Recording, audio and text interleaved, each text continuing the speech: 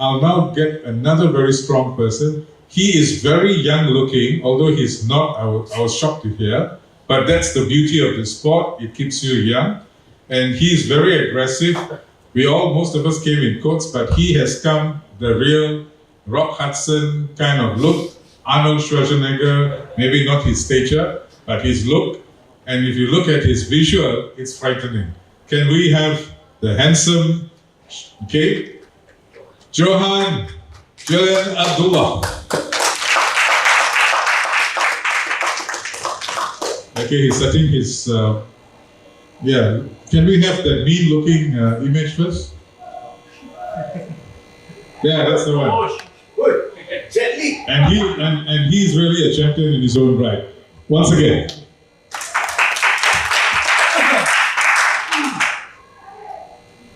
Usually when in front of a crowd like this, right, I'll be shouting for people to do, jumping jacks, 30 seconds and all that kind of thing. But I'm supposed to be giving a talk, so I hope nobody sweats. So, my name is Johan Julian. I am the owner of Kinabalu Fighters Gym. I am also the promoter for an event called Fight Fest, which is kickboxing, MMA, boxing, and jiu-jitsu. Little criteria myself is I'm ISK certified. I'm a Muay Thai coach and trainer also in my place. And events is what I do part-time. I have been promoter, I have been instructor, and a gym owner.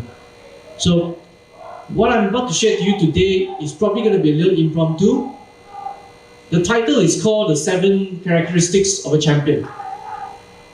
This is actually ideas that we took from martial art training. But I'm going to try to translate as much of each of these values and characteristics to your business and to your lifestyle. Now, they are just my little sharing, so whatever little nuggets you can get from it will be best. So, here we go. I started martial art as young as primary 3 back in probably 1986 in Shotokan Karate. Okay, my first instructor was Michelle Cole, which was a national coach as well. And through her, I've learned karate because I was, like Andy, I used to be a bully victim. Okay, I was one of the smaller boys, and now that I think back, the boy technically really threw me down the floor, mounted me on my belly, and was throwing punches from the top. This was in the age before MMA was even mainstream, but he was really doing that on instinct. So I took up karate. Okay, I reached until about the blue belt at the age of 12. On the age of 13, I actually stopped doing martial art because that's when the age where NBA was a big thing. I started picking up basketball. But I came back around 2008 where an instructor in Kota Kinabalu was teaching Muay Thai at this gym called Core Fitness. And looking back Muay Thai at that time, I realized how hard it was. It was a very brutal sport. It's very tiring, and you go back home sore, and you expect to come back next day and start kicking the bags again. It's very, very challenging. But at the same time, it's so fulfilling. It's something that breaks you out from your normal norms that you're doing every day. And I have to say that it's very much thanks to things like martial art that has given me a little bit of translation of what life is about. You see, being born in a very conservative Chinese family, we are taught a few things. Study hard, work hard, go into uni, go get a good company, and then you'll be rich. So simple. Cannot be right. But the problem is, I can't even pass the first one. I am not academically savvy. Okay? I am not exactly one of the best students in school. Neither am I very athletic. And when you say work hard, I've always said this thing where I always ask all my uncles, my parents, what does work hard mean? When you say work hard, what does it mean? Am I supposed to just grind it through, or is there supposed to be a method of how to climb the social ladder to become successful? And they said, no, you just work hard. Whatever your boss gives you, just do. And that is work hard. It just somehow didn't click with me. But in martial art, it's a bit different. For martial art, you know, if you go to a Muay Thai instructor, what is work hard? Work hard is, for example, how to punch the back hard. How to punch the back hard, technique, turn your hip, your shoulder. You see, there are steps to what working hard is. Then it gives me a bit of idea. So, to many sense, you know, joining martial art, joining competitions, this show me what work hard means. There's a beginning, there's a process of going through some hardship, and there is an end. Whether win or lose, that's a different story. Yeah? But you understand that life goes through a process. That is competing. You know, when you host an event, it's the same. You have an idea, you start, you want to do an event, you have to grind through a process of finding sponsors and getting everything done. And then whether your event is good or not, you know, there is another process. So through this experience of, you know, running a business, running events, competed myself, I figured that there are certain traits that we can always take to translate back. So we started very small. In fact, how I got back into owning a gym was, at 2007, my instructor from the States was teaching Muay Thai. But at 2008, he has to, because of visa problem, he had to go back to the States. And I didn't have a Muay Thai instructor then. But I was so into the sport and I didn't want to stop training. Back then, 2008, what happened was I went on Facebook and I typed the winner is status. Blue corner, Aaron Lee from Germany. On status back then was anybody interested to spar Muay Thai with me? Thinking back now, right, that's pretty, you know, bold and pretty crazy. You know, to write like that in Facebook, people think, wow, you're damn strong, is it? You think you can fight? But funny enough, one friend of mine actually answered the call, he PM'd me, and then we decided that, okay, let's spar behind. The first picture there was behind the complex center, there was a staircase, and there was a little platform. And there's the two of us, brought a boxing glove, no mouth guard even, we started sparring there. It was a bloody experience, but it was a fun experience for me. Then we brought another karate guy to come and try. He also liked it. Then a Sukma boxer came and tried. He also liked it. Next thing we know, we're running a little mini version of Fight Club. But the real version, not the movie. So from that experience, a judo instructor came and saw what we're doing. He was interested, genuinely, but he felt that this is a little dangerous now. Why don't you all borrow my judo dojo at my place and you can spar there with mats? So that was the second photo. We started sparring. We brought more fighters in, different martial artists, you know, different styles. People who call themselves street fighters also turned up, you know, whatever. But we also had the casuals. People who turned up, who showed up, who just want to watch and probably learn how to throw a few punches and kicks. And I started to gravitate towards that. Because I remember back when I was a beginner as well. When I was a beginner, I also wanted to learn how to punch, how to kick. And there was that sense of achievement when you suddenly unlock how to kick.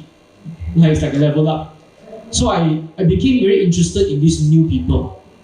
The fighters will continue fighting, but I took it to the newbies and they were interested in the fitness aspect. And blue we had to move out from the gym to Likas complex after that when the Judo Association took back the dojo. But I found my crowd. I found my crowd now is that I like the people who are interested in martial art mainly for the fitness aspect. But through that process, we also have people that genuinely like to compete, genuinely want to challenge themselves to go and fight. And I'm very lucky to be able to meet individuals that I've helped, groom and help them. They've fought for, state level, national levels. Some of them actually gone international, fight in Hong Kong, Brunei and stuff. And we are ready for round number one. While doing that, we are able to help people to also lose weight and gain more confidence. So this was the general process of what brought me to become a gym owner. And from here, I'm just going to give you also the basic idea of what it means to be a champion. So a champion is someone that has beaten all other competitors in the competition. But the toughest competitor is honestly yourself. Okay? You yourself is the one that is going to limit or break your limit on where you can achieve. So it's not so much about you beating the other guy. It's whether can you beat yourself first.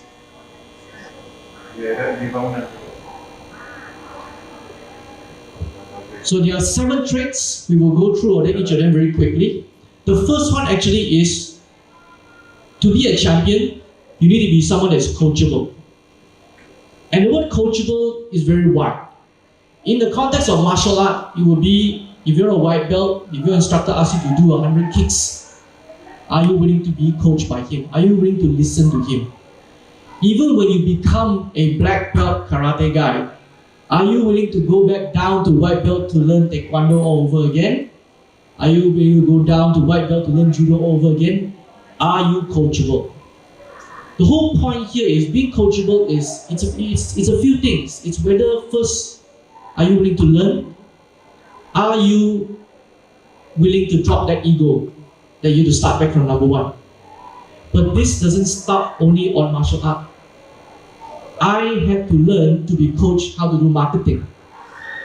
There is always this simple quote you always hear in every gym and every fight instructor will say, a good coach doesn't mean he's a good fighter. A good fighter doesn't mean he's a good coach. But if you're a good fighter and a good coach, you are good. Not exactly. If you're not a good businessman, you close gym tomorrow. And to be a good businessman, you better make sure that you're a good coach, you're a good enough fighter, and that you're willing to be a good businessman. So being coachable is the number 1 thing that I think that you should, as a champion, want to be. Because not only that, if you come out and work and you're not fighting anymore, in the company, we are also looking to see whether as a staff, are you coachable. The second thing is grit, toughness. Millennials always get this, like, oh, you guys are strawberry generation, you're snowflakes, one touch you'll die. You see one Facebook post with you cry already. To some extent, millennials probably misunderstood. Grit and toughness doesn't come overnight. Gen X, my dad generation, what do you call that? The generation before me also think that I am soft alpha also. His parents also think he is soft alpha. Every generation will get that. But toughness and grit is something you build over time.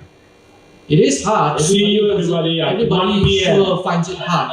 But it's something that builds over time when you consistently do it. First time you kick a bag with a shin, doing Muay Thai, damn painful, man. Tomorrow probably I don't do it anymore. But it is through grit, you continue, you toughen up. This has to work both mentally and physically if you want to be a champion. Consistency, practice, and result. Now, consistency doesn't just mean that you keep doing it, because you have to understand, there is another common saying that needs to be debunked is practice makes perfect, so keep on doing it. No, practice does not make perfect. Perfect practice makes perfect. You have to understand the difference. If you're being taught to kick the wrong way, you are going to continuously kick the wrong way. You have to learn to kick the correct way and keep doing it correctly. How do you know? The result will show. The result will show. If you've been doing it wrong the whole time, the result's going to be wrong. If you're doing it correctly, then the result will be good. Again, it is not an overnight thing. You will hear people say, Rome is not built, Rome is not built overnight, that sort of thing. But believe it or not, if you don't continue in consistency, Rome is burned down in one night. Okay? So you have to continue. You have to grind it through. It's not sexy, it's boring, but that's how life is. That's how everything is. In training, in your work. So this is a little bit broad. You have to be obsessed with your goals as a champion. A photographer always sees the final picture before he picks his camera and shoots. A champion fighter already knows what kind of combination and how he wants to progress through his rounds before he trains and fights. When you have a goal, you have to know what you are doing. Usually what people would think is that, oh, I got myself into this, so my goal is that I'm just going to work towards upward. Actually, I would show you a different way of working. Try working your goals backwards. Okay? If you run a business, it's very simple. If you run a business, working your goals backward is, I know I have to pay rent, I have to pay these people, it costs about 10K. 10K is the goal, work it backwards, split it to 30 days. Each day, how much do I have to make? Each hour, how much do I have to make? It's easier to work that way when you see your goals backwards. It's the same. You don't eat a steak whole. You cut it into little pieces and gobble them, chew and eat them, smaller pieces. Don't be intimidated. Work it backwards, break them down. I ask you to do 100 push-ups, you cannot do that. But you can do 10s and 10 sets. Break it down more. You want to do 5 and 20 sets if you have to. But this is the way that you should be able to understand where your goal is. You have to be very clear, very obsessed, and very detailed about it. Now, number 5 is have a team. I was just talking to Andy the other day, and he actually mentioned this as well. One thing is that when we start as gym owners, or even when I started as a promoter, I have this tendency to do everything myself. And I believe in certain things. For example, people say like it will never be as good unless you get yourself involved into it. And these are some of those misquoted, out of context things that have got us into so many trouble. When I was running the gym alone, I wake up 5 a.m. every day because I have a PT client at 6. So I will teach her 6 to 7, rush to the next client 7:15 to 8, rush for another PT at 12 to 2, and then eat a little, do a little bit of errands, market my gym, social media, whatnot, start again 6 o'clock, all the way to 9:30. I hardly see my family, I hardly see my kids, I hardly see my wife, and despite all that, my gym was about to go bankrupt. It almost collapsed. I was 9 months behind pay. And I thought to myself, this isn't right. My family said, work hard, you should be successful. How can work hard like this, like a dog? Don't even see my parents and my wife, and I'm not successful and I'm still in debt. There was something wrong there. And believe it or not, it's because I am doing everything myself. And when you do everything yourself and you lie to yourself that, oh, it's okay, martial art is my passion. You know, this is a passion. Passion will keep me going. Passion like a fire. You have not heard of the other word called burnout. And burnout is very real. Burnout will make you hate your passion and you will end up not knowing what to do after that. So the best thing to do is to take a little bit of money, hire someone who's good at what they do, and get a team. I got someone now to take care of my social media, so I no longer tag them. I got a few more instructors now to handle also the other the other clients as well. I've got some guys who also take care of my website, do my accounts. You would think that when you start hiring people, you put so much money, wouldn't that cost you more? Yes, it does initially, but you realize one more thing more important. You have more time. When you have more time, you're able to focus on your marketing, on other things, you're able to help more people, and the quality of your teaching gets better. People can tell if instructor comes in, he's tired, he's in a bad mood, his class is not going to be nice. Your mood, your sanity very much affects your business. And to get better with it is to have time for yourself. So build a team on that. 5 professionals, each to take up a specific task in your business. In fighting, it's the same. You don't see the fighter being a cornerman to himself and wipe himself and drink his own water. He has a team that do that. He has a coach, he has a cornerman, he has everything. So get yourself a team. And discard limiting beliefs. You can have the strongest body, the toughest mind and everything, but if you are limited by your belief, you will not be able to achieve a lot of things. There will be a lot of barriers. The word money, the word commercial, the word profit, they are not bad words. They are real words. Gyms that run on passion, Gym that run on the idea of it's okay, I want to help people, I don't need money, it's not about me, burn out again. Especially when you have a family, when you have 2 kids and a wife, and you have a lot of commitment, stop believing these kind of beliefs because they will kill you. There's a lot of limiting beliefs that you need to understand is that it comes from good intention, but the context need to be translated properly to where you are. You have to understand is that once you break these beliefs, things open up and become wider. So when someone tells you no, test it first. Test it first and see whether it's relevant to you. Because some of these quotes and some of these beliefs are actually meant for someone else. Not everything is for you. There's no one shoe size fits all. Everyone's life is different. So test those beliefs first. The biggest thing that makes you really a champion is that you are able to rise from defeat. A lot of great stories of people and heroes is because they are willing to not give up. I respect the fighter more that if he actually has lost before and he actually comes back next year to beat up the ex-champion.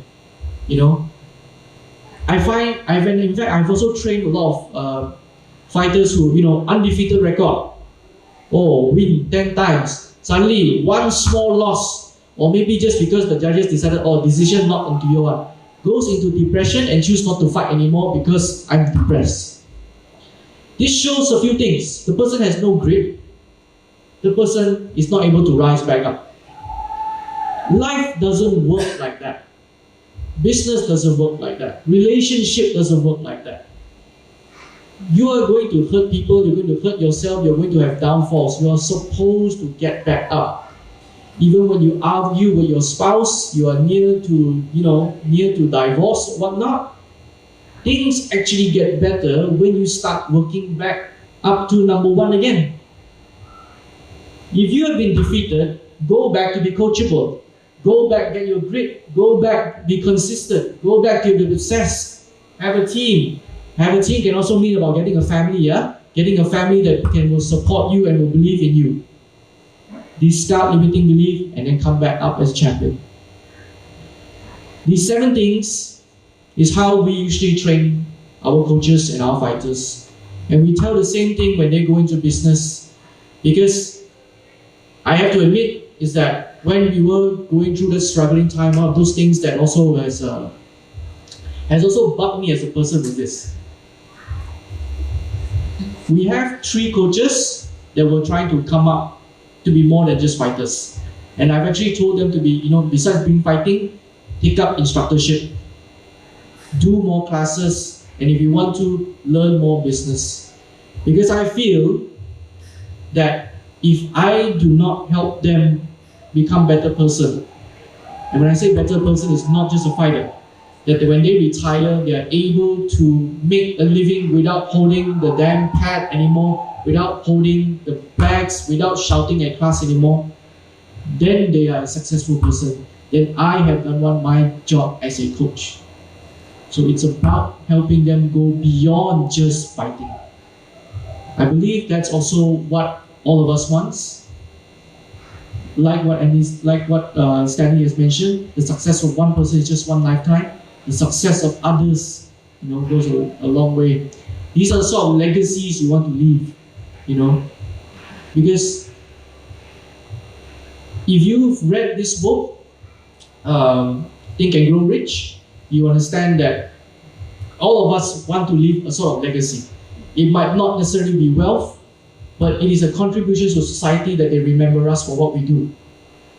So these are the basics that I have, and I would like to end this with a simple, I don't have it in my slide, but this is a quote that I use also to tell my fighters and I tell my participants.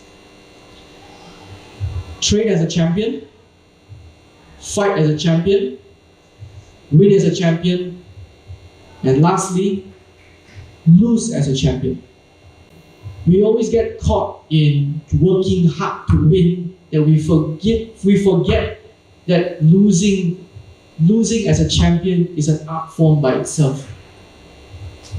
The person that knows how to lose gracefully is a champion of the people.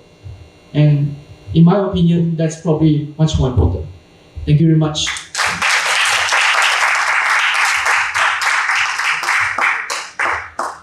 Handing over the baton. Thank you and congratulations. I think you want to take a picture. Come.